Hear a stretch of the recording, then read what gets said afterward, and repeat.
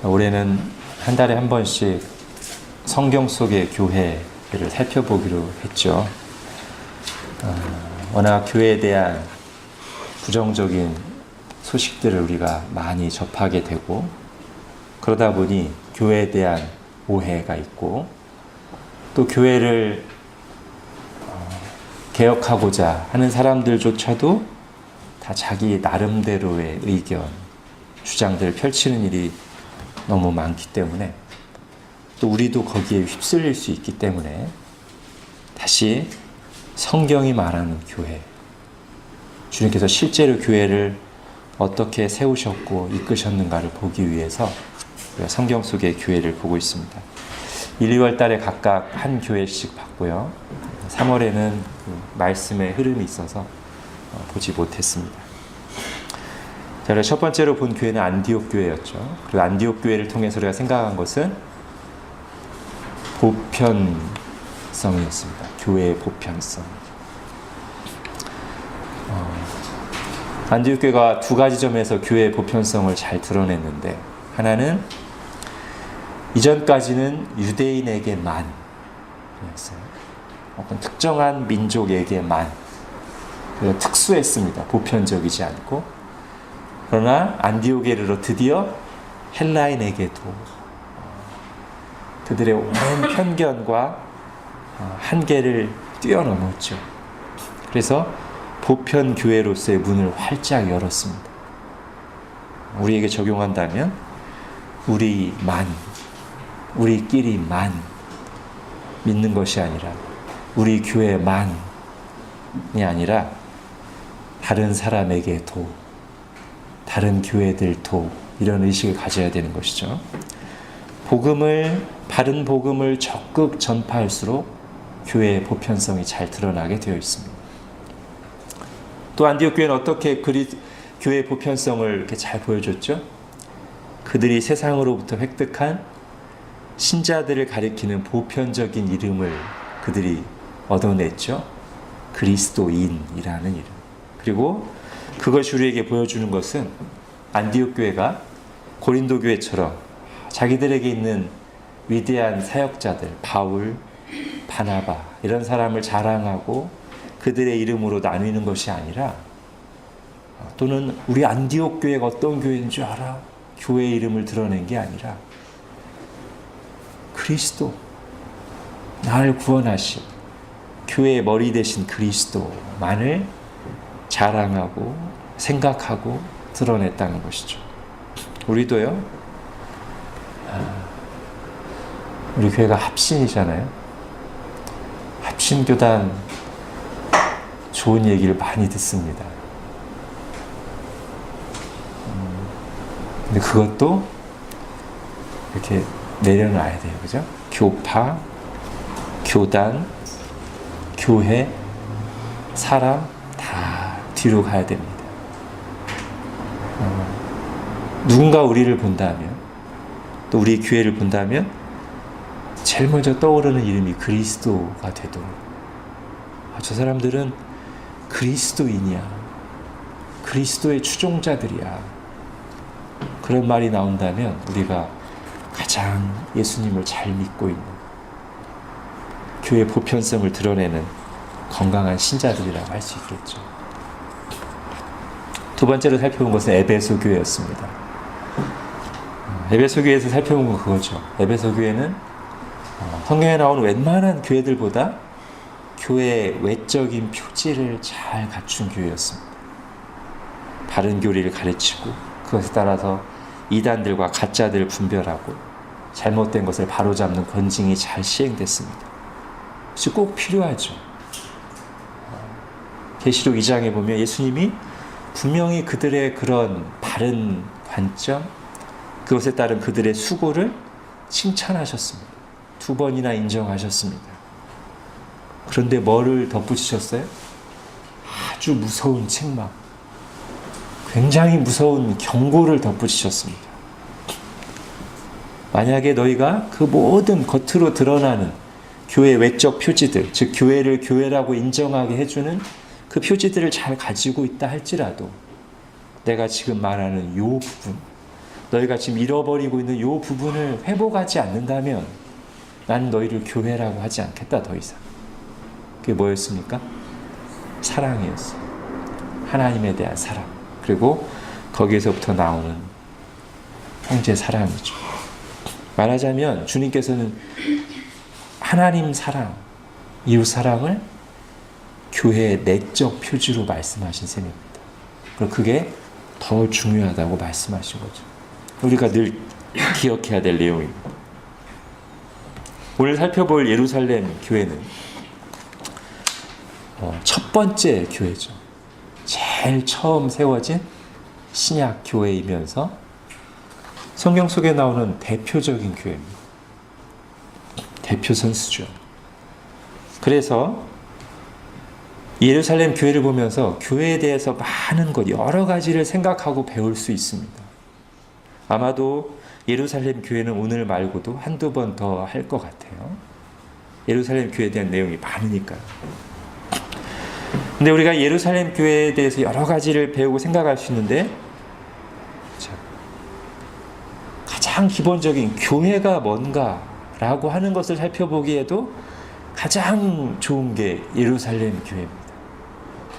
마치 인간이 뭔가라고 할 때 성경 속에 여러 가지 사람들을 생각할 수 있지만 맨 첫 번째 사람인 아담, 그리고 그 아담을 창조하신 이 일과 기록 속에서 인간이 뭔가를 가장 큰 그림으로 잘 정리해서 살펴볼 수 있듯이 교회가 뭔가에 대해서도 성경 속에 나오는 여러 교회들을 통해서도 볼 수 있지만 제일 첫 번째 교회인 예루살렘 교회를 통해서 예루살렘 교회에 대한 기록 속에서 그것을 가장 전체적으로 잘 볼 수 있다는 거죠. 교회의 기원, 교회가 어떻게 시작되었고 교회의 정체성, 교회가 어떤 사람들로 모이며 교회가 교회로서 존재하기 위해서 해야 될 가장 기본적인 것들이 뭔가, 이런 것을 볼 수 있는 것이죠.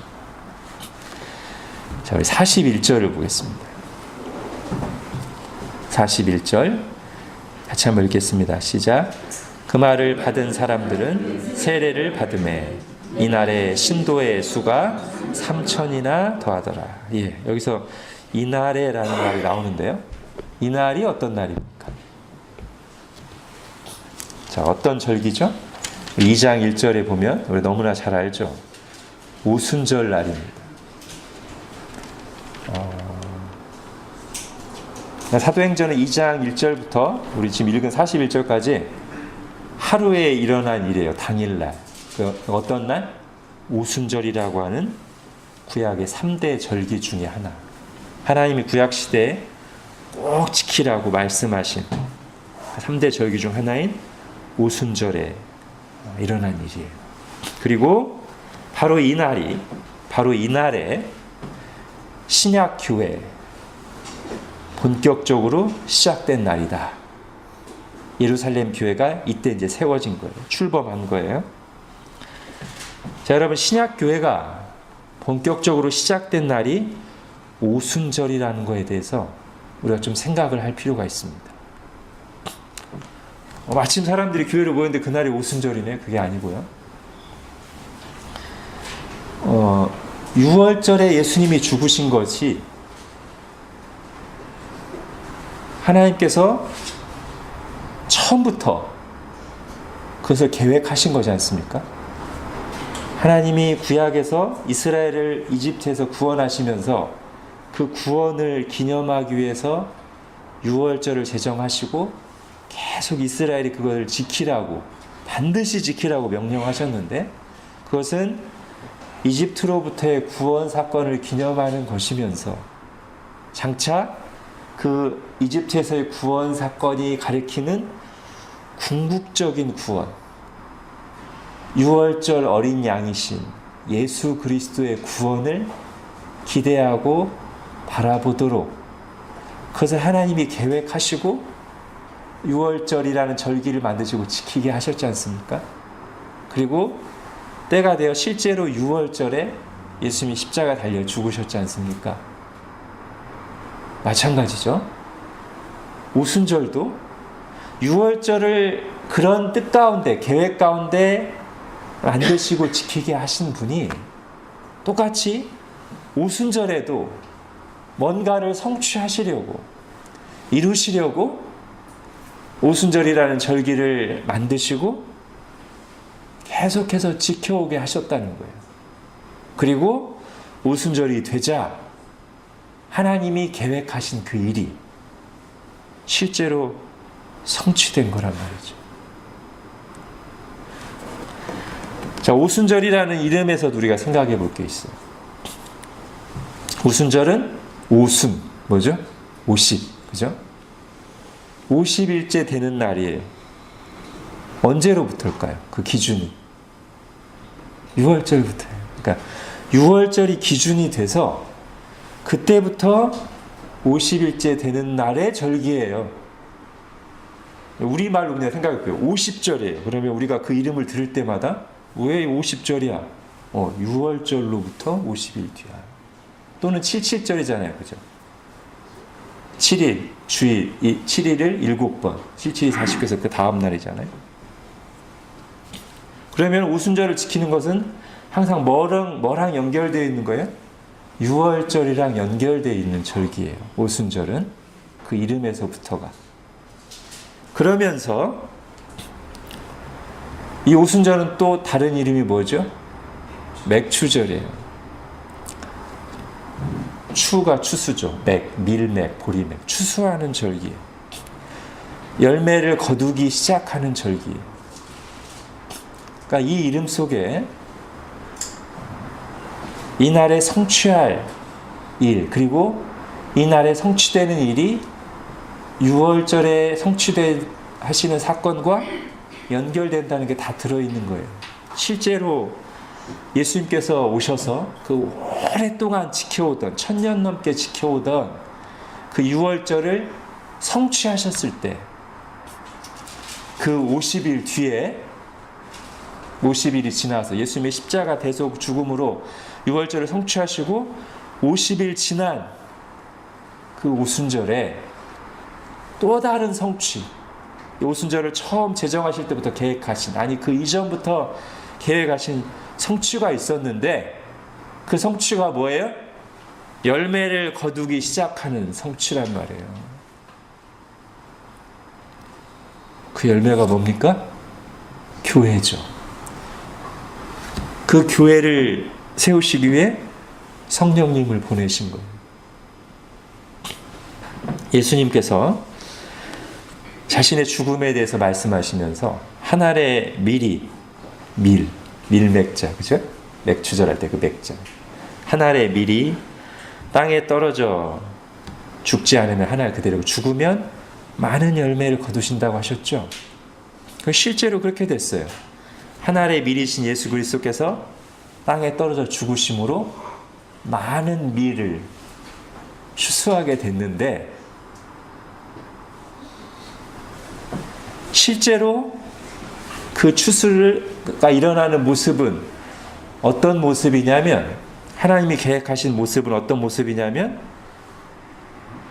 구원받는 사람들이 따로따로 믿는 것이 아니라 교회로서 함께 모여서 주님을 섬기는 거였단 말이죠. 그래서 한 알의 밀이 땅에 떨어져서 죽으신 뒤에 오순절이 돼서, 맥추절이 돼서 그 추수를 했을 때 하나님 하신 일은 성령을 보내셔서 교회를 시작하신 거예요. 그래서 오순절에 이 신약교회가 시작된 것은 하나님께서 창세전에, 오래전에 계획하시고 말씀해 오시던 일의 성취요, 6월절 어린 양이신 예수 그리스도의 구원 사역을 통해서 맺게 된 열매라는 것이죠.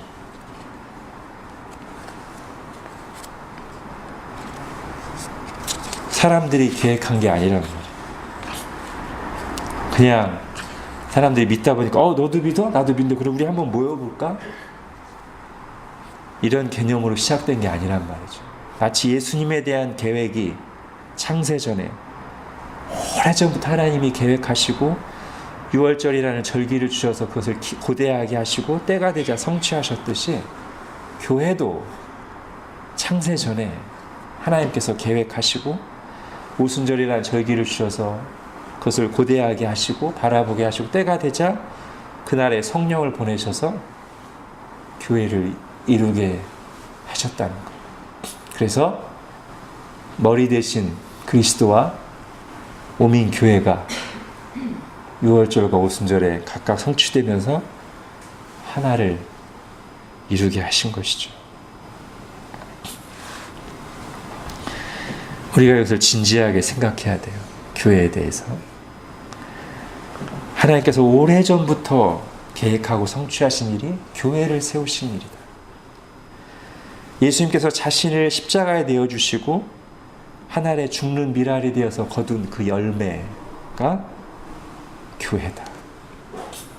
그리고 예수님은 이 교회에 아주 관심이 많으시다. 그야말로 자기 자신처럼 여기신다. 내 이웃을 내 몸과 같이, 내 자신같이 사랑하라 하셨는데 예수님의 몸이에요. 바로 교회가. 그래서 자기 자신처럼 사랑하신단 말이죠. 우리가 교회를 어떻게 생각해야 될까? 교회가 뭔가 할 때 이런 부분을 생각해야 된다는 것이죠. 교회에 대해서 많은 부정적인 경험들, 부정적인 말들이 있지만 우리는 다시 원본으로 돌아가야 돼요. 하나님의 뜻으로. 결혼에 대한 많은 이 시대 부정적인 얘기들이 있고 부작용들이 있지만 우리는 어디로 가는 거예요? 늘 창세기 2장에 하나님께서 결혼 제도를 하나님이 제정하셨고 그 결혼을 제정하신 뜻이 무엇인가로 늘 가고 신약 성경에서 그 가정을 어떻게 이루어야 될지를 우리가 보고서 우리에게 적용하듯이 교회에 대해서도 똑같이 하나님이 원래부터 계획하셨던 그 교회, 하나님이 너무나 사랑하시는 그 교회를 생각하고 성경이 그 교회를 어떻게 이루라고 하는지를 생각하면서 거기로 가야 된단 말이죠. 그러지 않고 교회가 뭐가 중요해요? 그냥 내가 마음으로 잘 믿으면 되는 거 아니에요? 예, 아니에요. 그렇게 하면 안 돼요. 내가 하나님을 잘 믿으면 되는 거 아니에요? 그게 하나님을 잘 믿는 게 아니기 때문에 그래요. 하나님이 이렇게 교회를 계획해 오시고 때가 되자 성취하시고 그 교회를 자기 피로 사신 교회라고 표현하시는데 교회가 뭐가 중요해? 그냥 내가 하나님 잘 믿으면 되는, 잘 믿는 게 아니라니까. 그게 전혀 잘 믿는 게 아주 잘못 믿고 있는 거예요. 교회에 대해서 잘못 생각하는 것은 하나님을 잘못 믿고 있는 거예요. 우리는 모든 우리의 부정적인 경험들, 감정들, 그런 것을 다 분별하면서 주님이 계획하신 교회, 성취하신 교회, 주님이 교회를 어떻게 이루라고 하시는지로 늘 돌아가야 됩니다. 자, 우리 41절 다시 한번 볼게요. 자, 이 구절에 보면 이제 그렇다면 그 교회 구성원이 어떤 사람인지, 또 교회가 실제로 어떻게 생기는지를 보여줍니다. 자, 이날에 신도의 수가 3,000이나 됐다고 했는데, 즉 교회 회원이 3,000이 됐는데, 이 신도들은 두 가지를 받은 사람들이에요. 보니까 그 말을 받은 사람들은 세례를 받음에, 그죠? 이 둘을 받아야 공식적인 교회 회원이 되는 겁니다. 이 둘을 받아야 공식적인 교회 회원이 되는 거예요. 그런데 우리가 이 본문을 통해 알 수 있듯이 이 둘 중에서도 어떤 것이 더 앞서고 본질적인 거예요? 그 말을 받는 거예요. 그죠? 그거를 받았기에, 그리고 그것을 분명하게 겉으로 드러내기 위해서 이제 세례를 받는 것이고, 진짜 중요한 것은 그 말을 받는 거예요. 그 말이 뭐예요? 이 사도행전 2장을 가득 채우고 있는 베드로가 성령 힘으로 충만해서 깨닫고 확신 가운데 선포한 설교, 즉 사도가 전한 복음이에요. 예수 그리스도의 복음. 자, 오늘 우리가 읽은 본문에서만 이제 간략하게 핵심을 찾아보면 우리 36절을 보시죠. 그런즉 이스라엘 온 집은 확실히 알지니 너희가 십자가에 못 박은 이 예수를 하나님이 주와 그리스도가 되게 하셨느니라. 이 복음의 내용은 우리 때문에 예수 그리스도께서 십자가에 못 박혀 죽으시고 부활하셨다는 것이고, 자 38절을 보겠습니다. 베드로가 이르되 너희가 회개하여 각각 예수 그리스도의 이름으로 세례를 받고 죄 사함을 받으라. 이 복음을 통해 주시는 구원은 바로 예수 그리스도의 이름으로 죄 사함, 죄 용서를 받는 것이고, 39절 이 약속은 너희와 너희 자녀와 모든 먼데 사람 곧 우리 우리 하나님이 얼마든지 부르시는 자들에게 하신 것이라.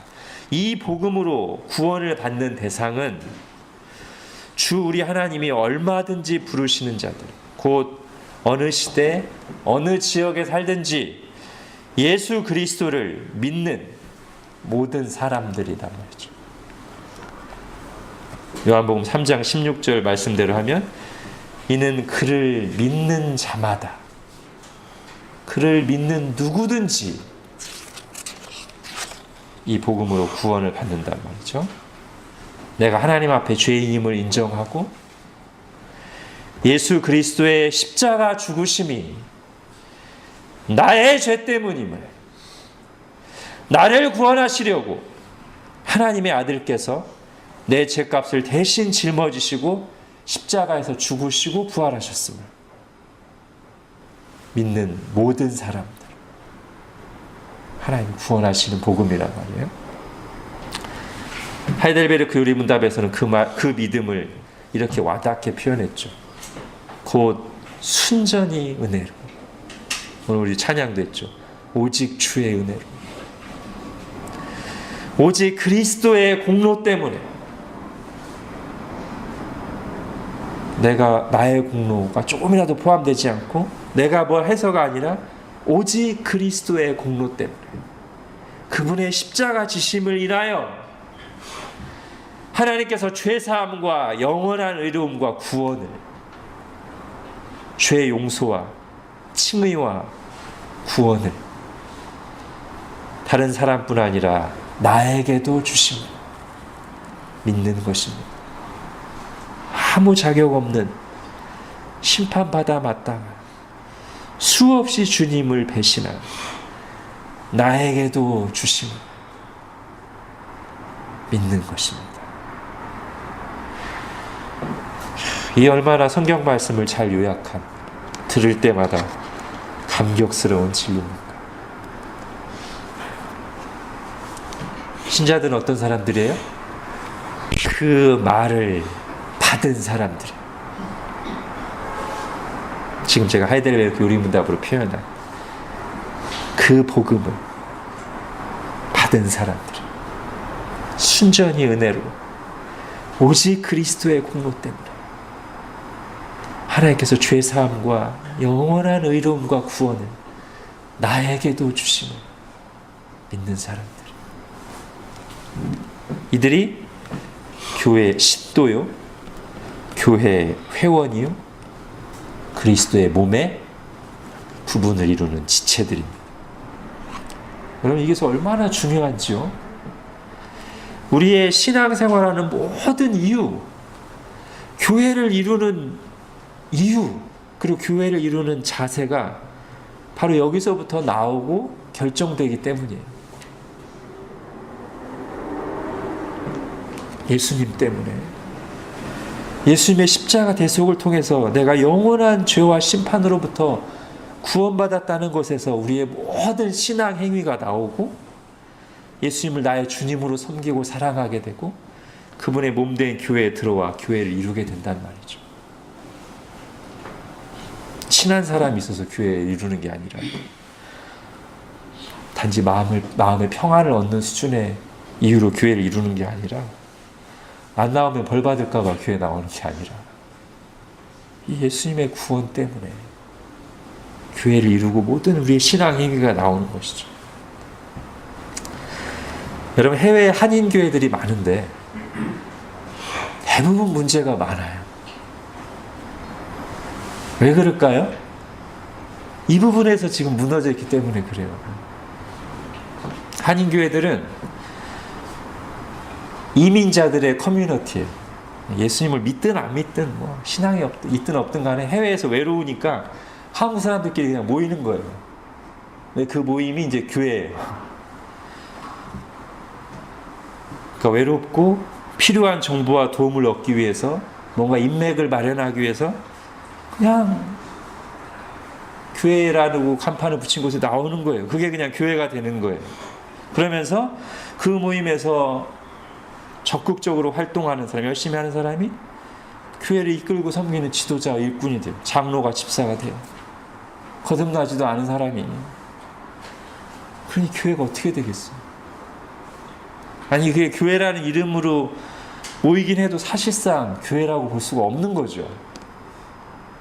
제 동기 중에 한 명도 독일의 어떤 한인교회 청민반사 갔다가 어려움을 겪고 나왔어요. 근데 그 동기 목사가 하는 말이 장로가 6명인가 7명 있는데 자기가 볼 때는 한 명 빼고 다 안 믿는 사람 같아요. 그럼 어떻게 교회가 교회로서의 모습을 보일 수 있겠어요? 여러분 중세시대 교회도 생각해 보세요. 중세시대에는 모든 유럽인들이 다 교인이에요. 전 유럽인이 그냥 태어나면 자동 교인. 너무나 당연하게 교회를 출석하고 믿음이 있고 없고 상관없이 그냥 다 교인이고 종교생활해요. 근데 여러분 중세시대 교회의 비극은 뭐냐면 그렇게 교회 여러 모임과 미사에 다 나오는데 교회에서 복음이 선포되질 않는 거예요. 그럼 사실 얼마나 좋은 기회입니까? 믿음이 없는데도 매주 안 빠지고 교회 모임과 예배 나온다는 게 좋은 기회잖아요. 오늘날 믿지 않는 사람 교회 한번 오는 게 얼마나 힘든 일인데. 우리 많은 선교사님들이 음식도 맞지 않고 문화도 다른 언어도 다른 외국에 나가서 그 고생하는데도 복음을 전할 기회를 얻는 게 쉽지 않은데 매주마다 모임 때마다 나오는 게 얼마나 좋은 기회예요. 그런데 그 좋은 기회, 그 많은 기회 속에서 복음을 전하지 않아요. 복음을. 순전히 은혜로 오직 그리스도의 공로 때문에 나 같은 죄인에게도 죄 용서와 칭의와 구원을 주신다는 이 은혜로운 복음을 들을 수가 없어요. 얼마나 안타까운 일이고 비극입니다. 이유를 잘 살펴보면 교회에서 말씀을 전하고 성례를 집례하는 그 사람들도 복음을 몰라요. 그러니까 종교개혁자들이 그런 로마 카톨릭을 참된 교회라고 볼 수 없었던 것이죠. 오늘 본문에 보면 복음을 통해 사람들이 구원을 받고 복음을 통해 교회가 생겨나는 것인데, 다르게 말하면 복음이 교회를 낳는 수단인데 복음이 선포되지 않으니 교회라고 할 수 없었던 거예요. 교회는 복음이 없이 시작되지도 않고 복음이 없이는 계속 존재할 수도 없습니다. 교회는 복음 공동체입니다.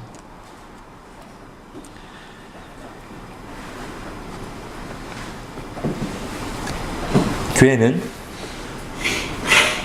복음을 받아들인 사람들의 모임이면서 계속 복음을 선포함으로써 세상을 향해서 구원의 문을 열기도 하고, 또한 이 복음을 선포하는 교회 스스로, 복음을 전파하는 사람 자신이 복음을 다시 듣는 거예요. 계속.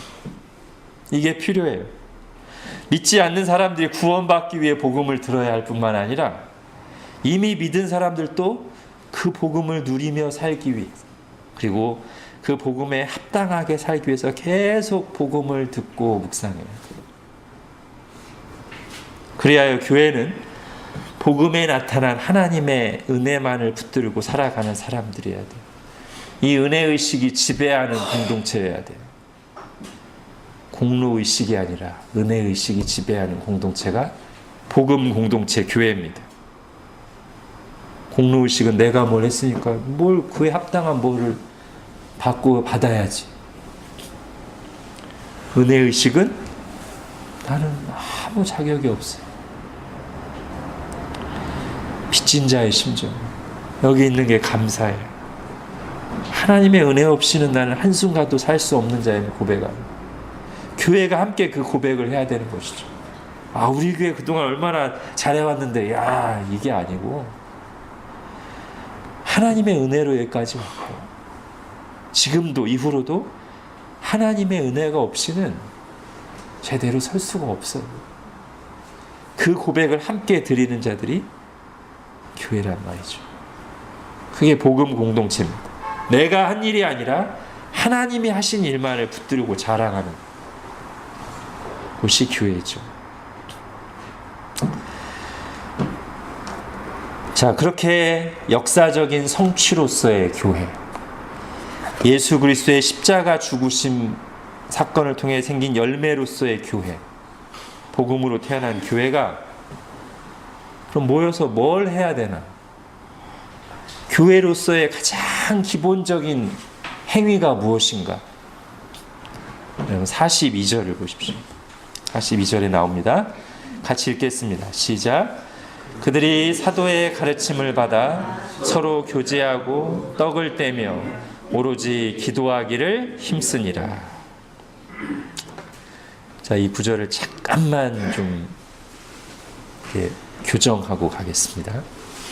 한 달 전쯤에 같이 공부하고 교제하는 노예 목사님 중 한 분이 밴드에다가 글을 올렸어요. 제목이 성경 꼼꼼히 읽기라는 제목으로 올린 글인데, 이제 우리 개역 개정 성경에 좀 이렇게 번역이 아쉽거나 그런 부분을 다른 역본들을 쭉 보다 보면 더 잘 보려면 이제 원어까지 보는 건데, 일단 다른 역본들만 잘 봐도 이게 좀 문제점을 바로 잡을 수 있다. 저도 이제 수요 성경 공부 시간에 그런 얘기 종종 하죠.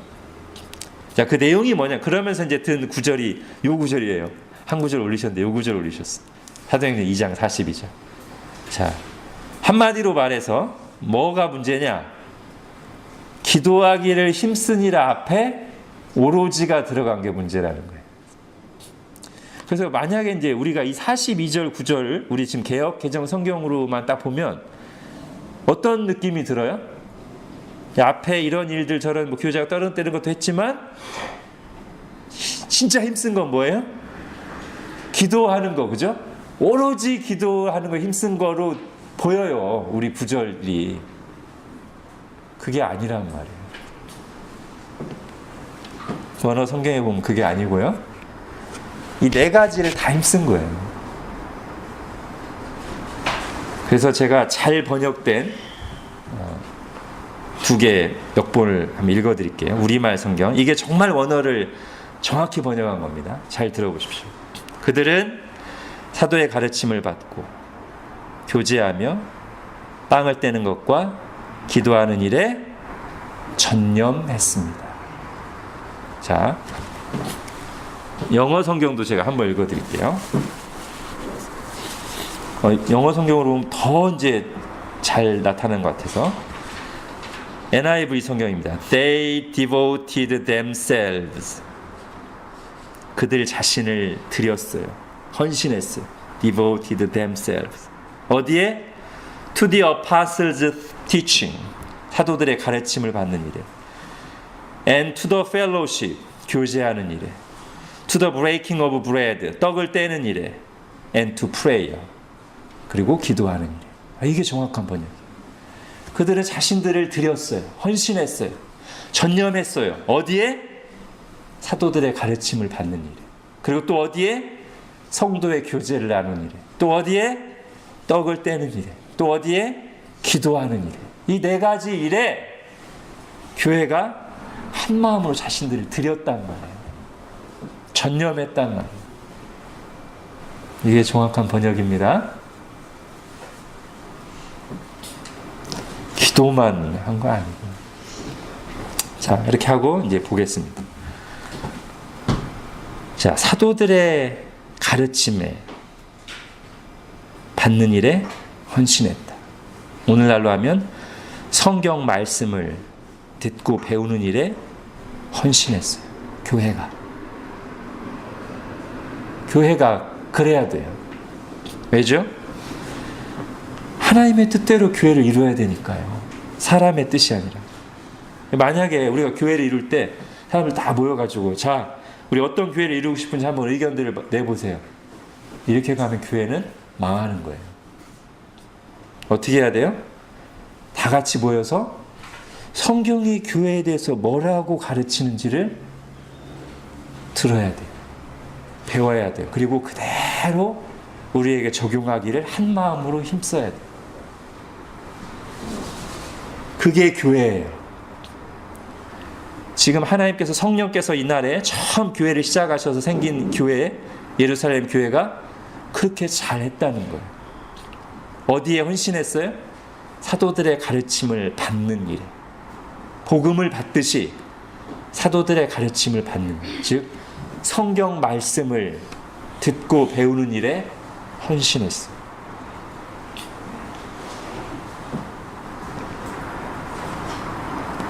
우리가 하나님의 뜻을 알아야 교회를 이루는데 하나님의 뜻은 사람들이 연구하거나 의견을 모아서나 경험적으로 나오는 게 아닙니다. 하나님의 뜻은 오직 하나님의 계시를 통해서만 알 수 있습니다. 그러니까 하나님의 계신 성경 말씀을 잘 배워야 돼요. 그렇게 교회를 이루어야 돼요. 아까도 중세시대에 얘기를 했습니다. 중세시대에 뭐가 문제였어요? 교회를 이루는데 이 말씀대로 이루질 않는 거예요. 그래서 엉망진창이 되고 나서 하나님이 종교개혁을 일으키셨는데 그 종교개혁의 첫 번째 모토가 뭐예요? Back to the Bible. 성경으로 돌아가죠. 오직 성경. 성경이 가르치는 대로 교회를 이루죠. 그래서 교회다움이 회복되었습니다. 이게 우리가 늘 기억해야 되는 것이죠. 자, 두 번째, 어디에 또 헌신했어요? 전념했어요? 힘썼어요? 서로 교제하고 떡을 떼는데. 여러분, 교회는 뭐예요? 믿는 자들의 모임이잖아요. 공동체잖아요. 개인이 아니죠. 창조 때부터 하나님의 뜻은 개인 플레이가 아닙니다.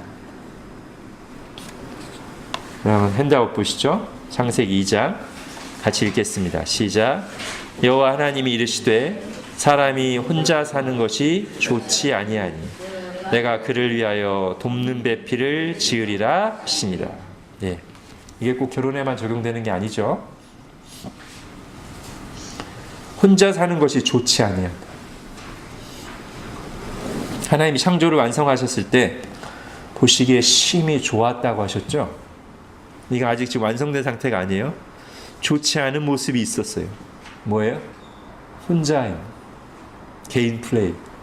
좋지 않아요. 하나님 보실 때. 하나님이 기뻐하시는 모습은 어떤 거예요? 시편 133편 보겠습니다. 같이 읽겠습니다. 시작. 보라, 형제가 연합하여 동거함이 어찌 그리 선하고 아름다운고. 머리에 있는 보배로운 기름이 수염 곧 아론의 수염에 흘러서 그의 옷깃까지 내림 같고 헐몬의 이슬이 시온의 산들에 내림 같도다. 거기서 여호와께서 복을 명령하셨나니 곧 영생이로다. 예. 형제가 연합하여 동거하 함께 하는 것이 선하고 좋은 거예요. 심히 좋은, 어찌 그리 선하고 심히 좋은 거예요. 그게. 그리고 바로 거기에 하나님께서 복을 주시고 영생을 주신다.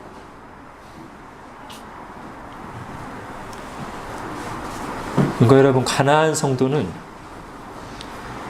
명백하게 하나님 보시기에 좋지 않은 하나님의 뜻을 거스르는 하나님의 은혜와 복을 스스로 막고 있는 신앙 행태죠. 그럼 우리를 향한 하나님의 뜻은 서로 함께하며 서로 사랑하는 것입니다. 그게 하나님의 명령이고 그게 하나님의 성품이 반영된 모습입니다. 요한복음 13장도 읽을게요. 시작. 새 계명을 너희에게 주노니 서로 사랑하라. 내가 너희를 사랑한 것 같이 너희도 서로 사랑하라. 너희가 서로 사랑하면 이로써 모든 사람이 너희가 내 제자인 줄 알리라. 예, 서로 사랑함으로써. 너희가 내 제자인 줄 교회다움이 드러나는 거예요. 자, 그럼 성경이 말하는 이 성도의 교제의 핵심이 뭡니까? 하나님의 뜻을, 하나님의 말씀을 나누고 실천하는 거예요. 하나는 하나님의 말씀을 이렇게 잘 나누는 거고요.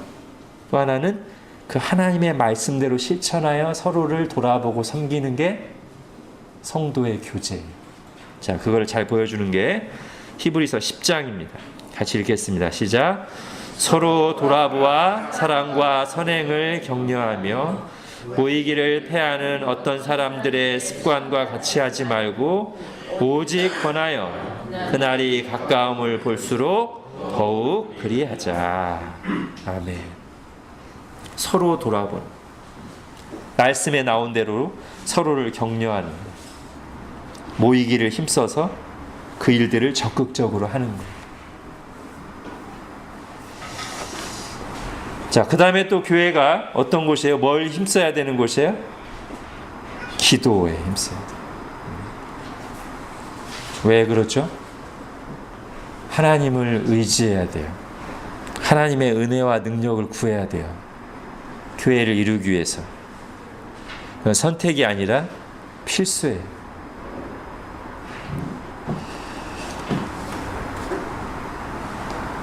교회를 이루는 일, 그리고 교회의 사명을 감당하는 일은 우리 힘으로 할 수가 없습니다. 우리 힘으로 된다고 말씀하신 적도 없습니다. 하나님. 너희 힘으로 안 돼. 너희는 마음은 원이로 돼. 육신이 약하기 때문에 너희는 깨어 기도해야 돼. 주님께서 그렇게 말씀하셨어요. 사람으로는 할 수 없을 때 하나님은 하실 수 있기 때문에 하나님 의지하고 하나님께 은혜와 능력을 구해야 돼. 하나님이 거듭 말씀하셨습니다. 자, 방금 앞에 나온 교회가 힘써야 될 두 가지, 말씀을 듣고 배우는 일, 그리고 성도의 교제를 나누는 일, 이거 자체가 기도가 필요해요. 하나님 앞에서 말씀이 바르게 선포되도록, 그리고 내가 그 말씀을 잘 받기 위해, 우리 교회가 말씀을 위해서 서가기 위해서 우리가 함께 뭐 해야 돼요? 함께 뭐 해야 돼요? 기도해야 돼요. 그 일을 위해서. 또 뭘 위해 기도해야 돼요? 성도의 교제를 위해서. 주님의 뜻대로 서로 사랑하고 서로 돌아보고 모임이 잘 이루어지도록, 자기 중심적인 본성을 거슬러 내 자리를 지키며 다른 사람을 돌아보고 품고 섬길 수 있게 해달라고 계속 기도해야 돼요. 판단하지 않고 기도해야 돼요. 교회에서나 교회를 볼 때나 다른 지체를 볼 때 어떤 사람은 기도 제목으로 삼는 것을 어떤 사람은 판단 제목으로 삼을 수 있어요.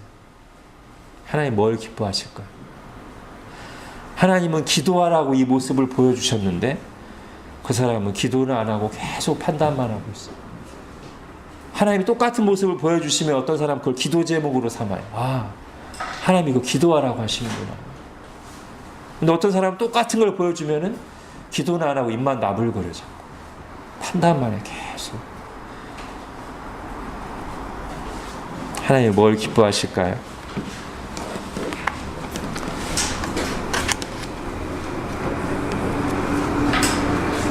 자, 이 모든 일이, 말씀을 받고 교제하고 기도하는 일이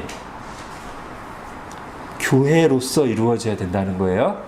지금 성경이 말하는 것은 개인적으로 말씀 읽고 개인적으로 기도하는 거 너무 중요해요. 반드시 있어야 돼.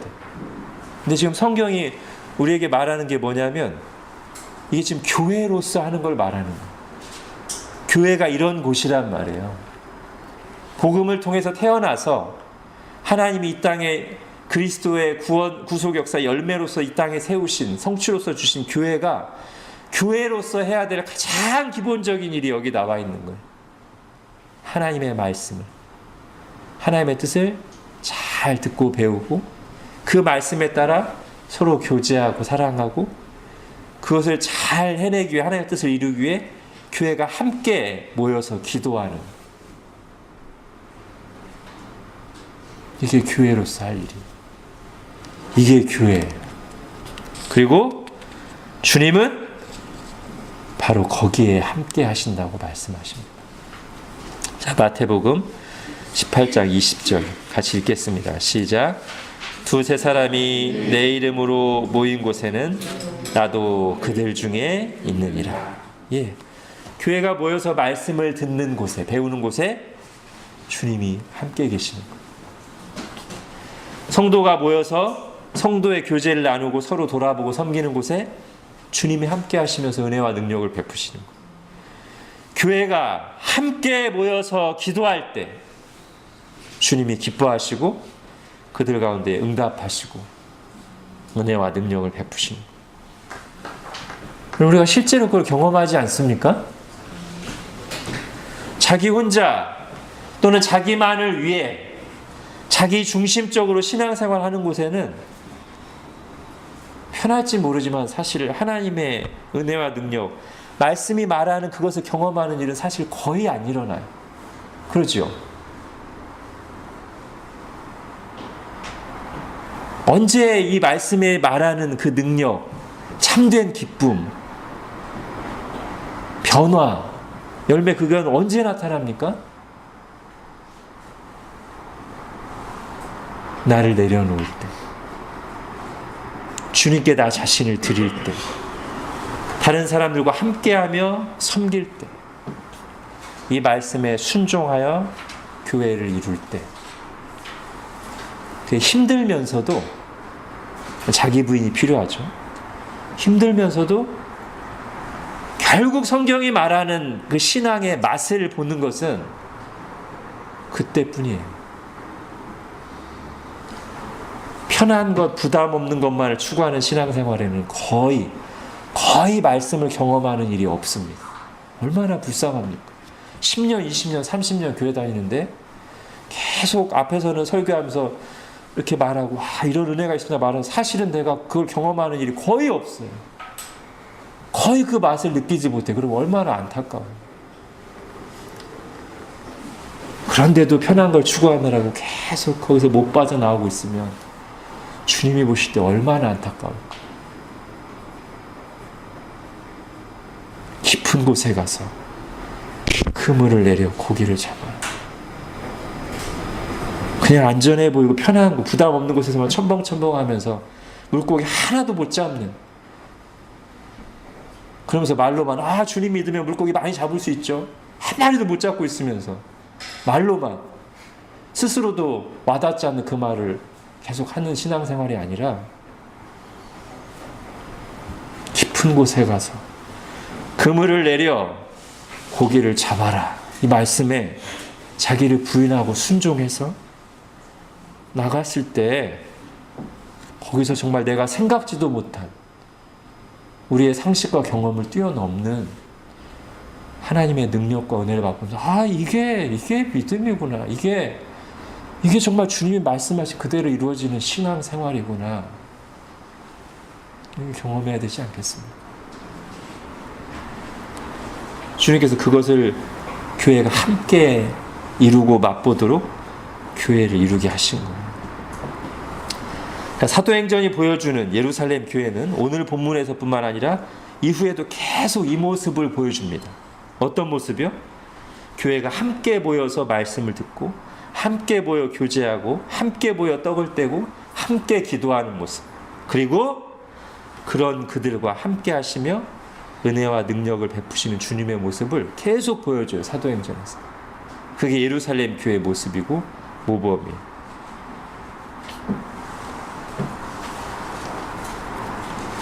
이 말씀대로 교회를 이루기를 원합니다.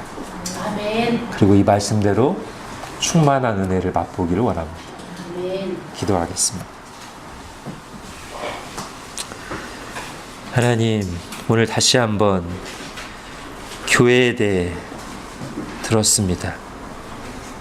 교회가 하나님의 창세전의 계획을 따라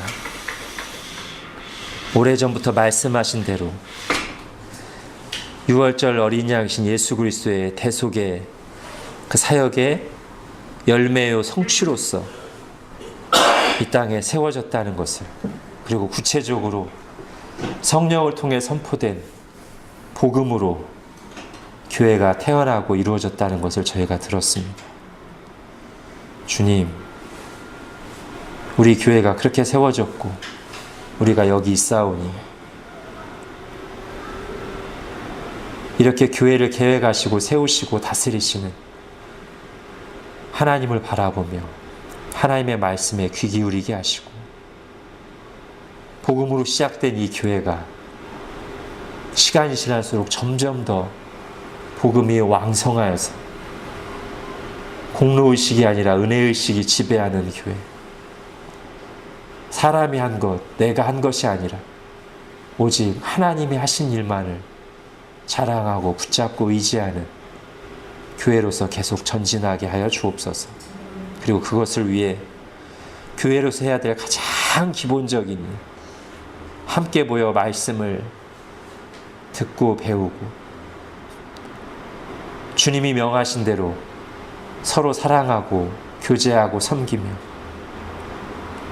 함께 주님의 뜻을 이루기 위해 서로를 위해 기도하기를 힘쓰는, 그래서 정말 이런 일들을 행하는 곳에 함께 하시는 주님의 은혜와 능력을 더 풍성하게 맛보며 성숙해가는 교회가 되게 하여 주옵소서. 예수님의 이름으로 기도합니다.